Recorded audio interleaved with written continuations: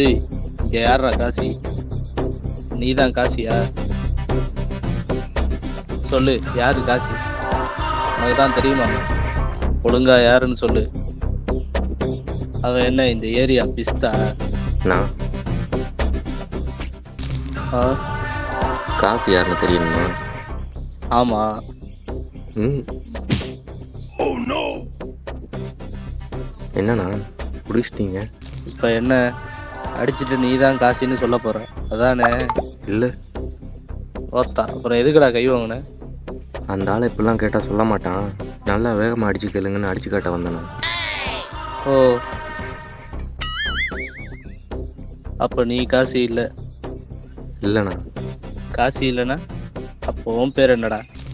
ராமேஸ்வரம். என்ன ராமேஸ்வரம்ண்ணா.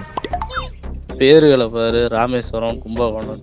சீப்ப சரிண்ணா.